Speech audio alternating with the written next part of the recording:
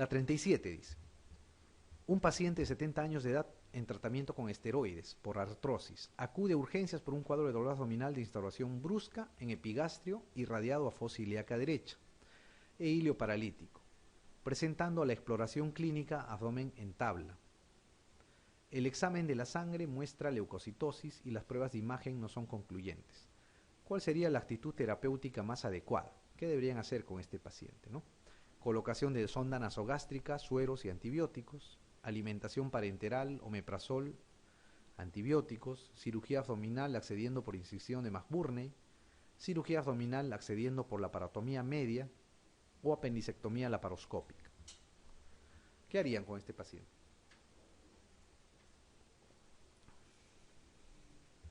Tiene 70 años, ¿no? Toma esteroides por artrosis. Viene por dolor abdominal en epigastrio, que después irradia fosa ilíaca derecha. Un abdomen en tabla. ¿Qué creen que sea?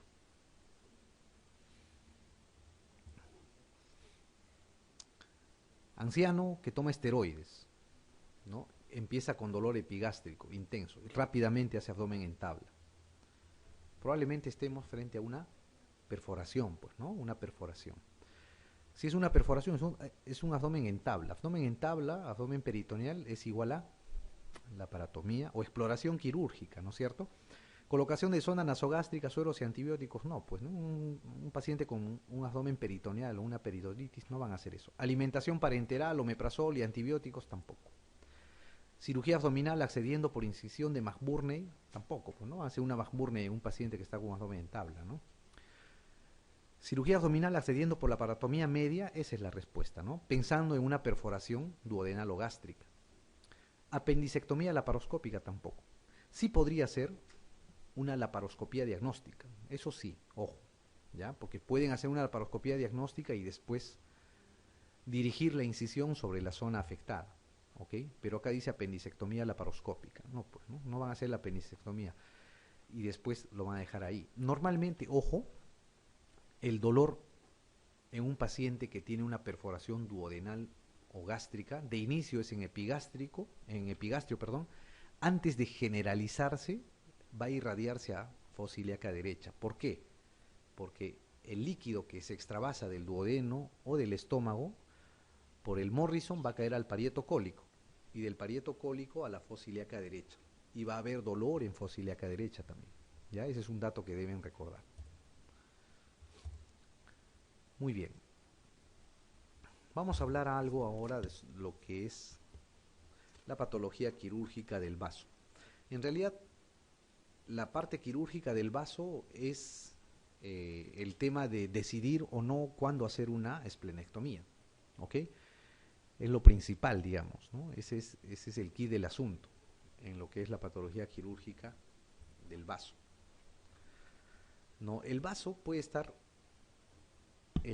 normalmente está en el hipocondrio izquierdo, pero puede haber, y eso a veces ayuda, la localización de vasos accesorios. Puede haber vasos en el mesenterio, en algún órgano extra digestivo, ¿no?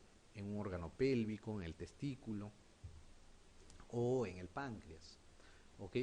Los vasos accesorios muchas veces ayudan a decidir el tema de realizar una esplenectomía. Recuerden que cuando uno extrae el vaso, ese paciente va a tener disminución de las defensas, va a tener que ser vacunado, va a tener que evitar riesgos de infecciones. Entonces, el hecho de hacer una gamografía y ver si es que hay vasos accesorios, muchas veces ayuda a tomar la decisión de hacer una esplenectomía. Ok, cuando existe un traumatismo o una rotura espontánea del vaso, en general lo que va a ser mandatorio, lo que nos va a determinar si es que vamos o no a retirar el vaso, es ver la integridad de la cubierta de este, ¿no? A eso se llama la cápsula esplénica.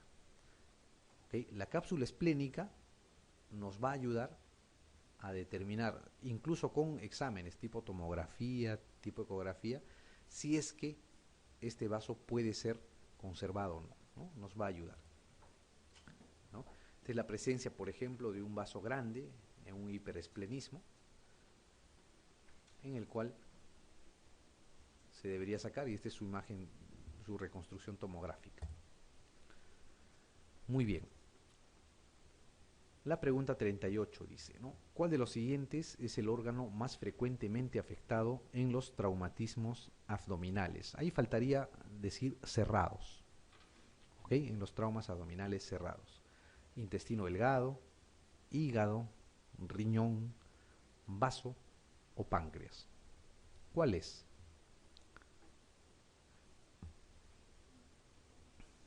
Bueno, ¿en qué órgano estamos? En el vaso, ¿no es cierto? El vaso es el primer órgano más afectado, el con más frecuencia se afecta. Si les preguntan el segundo, ¿cuál será? El hígado, ¿ok? Muchas veces van los dos asociados, hígado y vaso, ¿ok? Incluso cuando hay una lesión esplénica asociada a otra lesión de otro órgano, la posibilidad de dar manejo conservador, o sea, no operatorio, es baja. ¿Okay? Muchas veces se tiene que entrar a operar a estos pacientes. En cambio, si tienen una lesión esplénica sola, es más fácil manejar en forma conservadora. Las indicaciones para hacer esplenectomía son varias, pues, ¿no? Dentro están el trauma abdominal, ¿no? Que tiene indicaciones precisas que vamos a ver más adelante. Hay enfermedades hematológicas, ¿no? En la enfermedad de Hodgkin, como tratamiento se hace. Lesiones iatrogénicas intraoperatorias, ¿no? Cuando, por ejemplo, se hace mucha tracción del colon, el colon tiene un ligamento que lo une al polo inferior del vaso.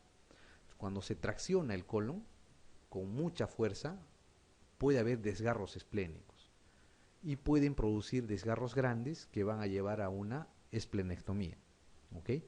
Por esa razón, el manipuleo de las asas intestinales, ojo, puede producir lesiones en el vaso, especialmente en el polo inferior.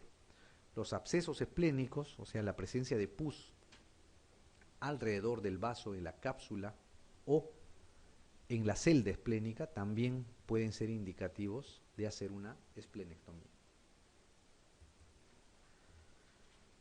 Posterior a un trauma, ¿cuáles son las indicaciones de esplenectomía? ¿Cuándo debemos sacar el vaso? Lo primero que deben saber ustedes es que el vaso se debe tratar de conservar de todas las maneras posibles, ¿ok? O sea, no es una indicación inmediata o directa el hacer una esplenectomía en un trauma esplénico. Siempre se debe intentar hacer un manejo conservador. Cuando existe un trauma, el método diagnóstico de elección en trauma esplénico es la tomografía computada, con contraste, ¿ok? Con contraste, ojo. ¿Para qué? El contraste les ayuda para ver si hay sangrado activo. ¿Ya? Es muy importante tomar la tomografía con contraste, ¿ok? En general se debe tomar una abdominal y una torácica inferior para ver la celda esplénica. Si el paciente está estable, el manejo debe de ser conservador, ¿ok? Debe de ser conservador. Se dice que se puede observar hasta 5 días si es que el paciente está estable, ¿ok? Y ojo, la condición es que no haya otra lesión intraabdominal que requiera cirugía, una perforación de estómago, una perforación de colon, una lesión hepática severa o una ruptura vesical, etcétera, que puede haber asociada a traumatismos abdominales cerrados, ¿no? ¿Cuáles son las indicaciones de cirugía para los adultos? Si es que hay un hemoperitoneo más de 1000, o sea, si es que se calcula que hay más de 1 litro de sangre en la cavidad abdominal. Si es que hay necesidad de transfusión de 2 unidades en la primera hora, o sea, si es que el paciente no responde a la transfusión sanguínea, ¿no? Si es que permanece inestable. Si es que hay progresiva disminución de la hemoglobina, si la hemoglobina le toman y va bajando conforme van pasando las horas, a pesar de que se le está haciendo un monitoreo hemodinámico, que se le está transfundiendo sangre. O obviamente si es que el paciente está inestable, ¿no? Si está chocado, si hay hipotensión. En estos casos de trauma esplénico o de trauma abdominal cerrado, La hipotensión se considera la presión arterial media. ¿Ok? La presión arterial media menos de 65 es una indicación para estar alerta. Y si permanece es una indicación quirúrgica, ¿no? Es indicación para operar. En jóvenes, en menores de 14 años, la indicación de esplenectomía es más restrictiva incluso. En menores de 14 años se debe tratar de salvar el vaso a toda costa. ¿Por qué? Porque a menor edad que ustedes hagan la esplenectomía, tienen más posibilidades de que ese paciente tenga infecciones oportunistas más adelante. ¿Okay? Esa es la razón por la cual el trauma esplénico en niños, en personas jóvenes, es importante tratar de conservar el vaso. Okay, estos son los grados de lesión del vaso, ¿no? Los grados van del 1 al 5. Para esto se ve el daño de la cápsula y la lesión en el parénquima. El grado 1 es un hematoma subcapsular menor al 10% con una profundidad de laceración menor a 1 centímetro. Es una lesión pequeña. El grado 2 es un hematoma subcapsular de 10 al 15% con una profundidad de 1 a 3 centímetros. El grado 3 es un hematoma subcapsular mayor a 50% y o una profundidad mayor a 3 centímetros. Aquí ya empieza a haber compromisos de los vasos trabeculares, o sea, de los vasos que están casi en el centro del vaso. Hasta el grado 3, el tratamiento puede ser conservador sin ningún problema. ¿Ok? Si ustedes les informan traumatismo de vaso de grado 3 en la tomografía y el paciente está estable, tienen que tener la confianza como para mantener al paciente en observación, monitorizarlo y ver que no baje su hemoglobina, y probablemente va a ir bien, a pesar que tenga un hemoperitoneo, a pesar que haya bajado su hemoglobina al inicio, a pesar que el paciente se queje de dolor. ¿Ok? Si es hasta una lesión de grado 3, se puede manejar de manera conservadora con éxito. ¿Ok? Obviamente que es mucho más exitosa el manejo de la lesión 1, de la lesión 2 que la lesión 3, ¿no? Pero hasta el grado 3 se puede manejar.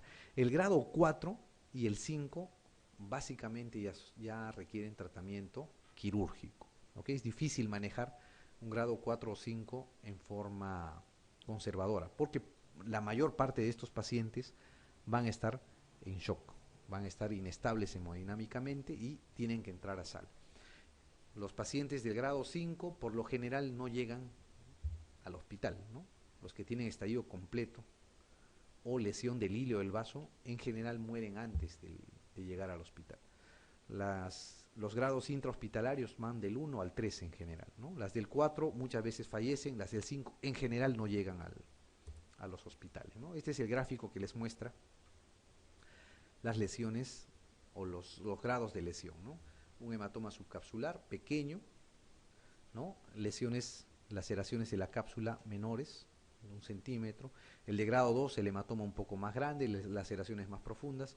El grado 3, un hematoma subcapsular puede llegar al 50%, lesiones mayores a 3 centímetros. Aquí están los vasos trabeculares de la región iliar, los cuales se pueden lesionar y pueden seguir sangrando. Ojo, por eso hay que tomar una tomografía con contraste. La del grado 4 es ya cuando hay una lesión masiva, ¿no? La del grado 5 es la que normalmente no llegan estos pacientes a los hospitales, ¿no? No en nuestro sistema, no con nuestro sistema de emergencias. Muy bien, además del trauma, el vaso se puede romper espontáneamente. Y se puede romper espontáneamente cuando el vaso está normal o si el vaso está enfermo, o sea, si es que hay una esplenomegalia o si es que hay alguna lesión esplénica. Con vaso normal, la ruptura espontánea de este se da principalmente en mononucleosis. ¿Okay? La mononucleosis es la principal causa de ruptura esplénica espontánea en pacientes que tienen un vaso normal. La colonoscopía es otra causa de ruptura de vaso. Se dice espontánea, entre comillas, pero en general cuando hacen una colonoscopía se distiende el colon para ver mejor la luz de este, ¿no? Para poder hacer mejor un examen. el examen de la colonoscopía. Al distender, se puede traccionar el polo inferior del vaso y puede haber laceraciones o puede haber rupturas de este, ¿no? En general son menores, pero se pueden presentar, ¿ok? Eso es un dato que deben tener a consideración. Además, puede haber ruptura espontánea en malaria, en pancreatitis crónica, en el embarazo, por tracción también, en tratamientos con heparina, endocarditis, lupus, etc., ¿no? Los esfuerzos, los vómitos, la tos persistente, pueden producir también lesión esplénica, ¿no? Que son rarísimas. Bueno, lo más frecuente, una ruptura espontánea con vaso normal, es la mononucleosis, ¿ok? Ojo. La ruptura espontánea con vaso patológico, en general, las primeras, las que se presentan son las enfermedades hematológicas, ¿no? La policitemia, la metaplasia mieloide, leucemia, linfoma, etc. Después están las otras, pero las principales son las enfermedades hematológicas. La ruptura espontánea de vaso, entonces lo que deben recordar es este dato, ¿no? Con vaso normal, la principal causa es la mononucleosis. Muy bien. Hay algunas consideraciones que tienen que tener ustedes cuando se plantean o les plantean hacer una esplenectomía.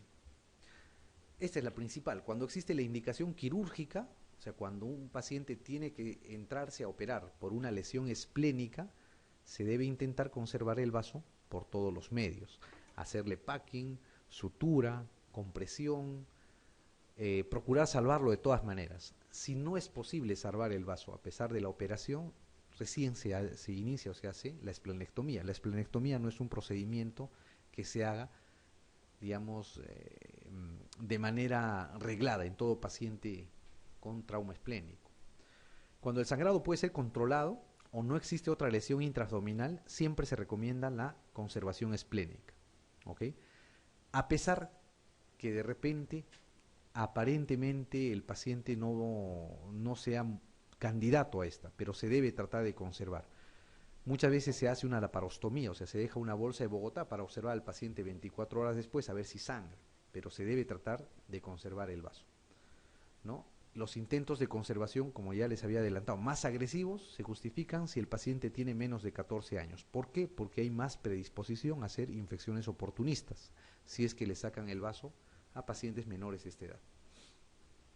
Y este es un dato importante, ¿no? Antes estaba de moda el autoimplante esplénico o el autotrasplante esplénico. Con injertos libres no se ha probado que este tenga o se tenga eficacia para mantener la función inmune. Antes muchos decían, se saca el vaso, se hace cortes pequeños y se implanta en el epíplomo, ¿no? Y se decía que tiene función inmunológica, que no va a predisponer a infecciones porque ese tejido esplénico va a seguir funcionando. No es así. Se ha visto incluso que los implantes que prenden, ¿no?, que son viables, no llegan a tener la función inmunológica que deberían. Muy bien, esta es una figura que les muestra, ¿no? Más o menos así se ve el sangrado, ¿no?, cuando hay un trauma esplénico de necesidad quirúrgica. Para realizar la esplenectomía, para abordar el vaso, existen dos formas. Se puede hacer una esplenectomía laparoscópica o una esplenectomía incisional, o sea, con corte. Cuando se hace una esplenectomía incisional, o sea, con una incisión, con corte, lo primero que se debe abordar son los ligamentos. El ligamento esplenorrenal, el ligamento esplenocólico, el freno esplénico, o sea, los ligamentos que sujetan el vaso hacia los intestinos, hacia la pared endoabdominal, etc. Y después se va a abordar el hilio esplénico. Cuando se hace una esplenectomía laparoscópica es al revés, ojo, se aborda primero el hilio esplénico y después se hace el abordaje de los ligamentos. Ese detalle, recuérdenlo, ¿ok? Cuando se hace una esplenectomía laparoscópica, entonces, primero se aborda el hilio y después los ligamentos. Cuando se hace una esplenectomía incisional, o sea, con un corte, primero se abordan los ligamentos y después, al final, el hilio esplénico. Muy bien, los pacientes que se someten a esplenectomía, ¿no?, deben estos de ser vacunados, ¿no? ¿Cuáles son las vacunas que deben recibir necesariamente? La vacuna antineumocócica, de todas maneras, la vacuna anti el meningococo, la vacuna contra el hemófilus tipo B y la vacuna contra la gripe. ¿Ok? Se hace un esquema de vacunación, no les van a preguntar el esquema, pero sí más o menos tienen que saberlo, cuáles son las vacunas que se deben usar. No se olviden, contra el neumococo, contra el meningococo, contra el hemófilus y contra la gripe. Esas son las 4 vacunas mínimas que debe recibir un paciente esplenectomizado. Y cíclicamente se debe vacunar contra el neumococo cada 3 a 5 años y cada estación, o sea, durante la campaña de vacunación, ustedes saben que es anual, se debe vacunar contra la gripe también. Muy bien. La pregunta 39 dice, las siguientes son vacunas que se indican en pacientes esplenectomizados, excepto la neumocócica 23 valente, el hemófilus influenza tipo B, la Neisseria meningitidis, la vacuna antiamarílica o todas. La antiamarílica, ¿no es cierto? La antiamarílica es la que no se debe usar. ¿Okay? El resto son todas. ¿Eh? La siguiente, la 40, dice, ¿cuál de las siguientes es indicación absoluta para esplenectomía? Absceso esplénico, traumatismo de vaso de grado 2, púrpura trombocitopénica, hiperesplenismo o todas.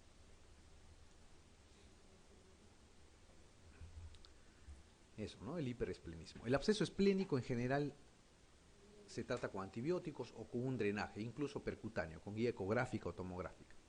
El traumatismo de vaso de grado 2 en general siempre es de manejo conservador, salvo que tenga asociado una lesión que tenga necesidad quirúrgica, perforación de víscera hueca, trauma hepático severo, etc. La púrpura trombocitopénica se hace la esplenectomía solo en algunos casos, ¿no? Pobre respuesta al tratamiento con corticoides, disminución de las plaquetas a pesar del tratamiento agresivo. Muy bien, la 41 dice, la causa más común de ruptura espontánea de vaso no traumática es, pregunta de residentado, ¿cuál era? La mononucleosis infecciosa, ¿no es cierto? La mononucleosis infecciosa. Muy bien, doctores.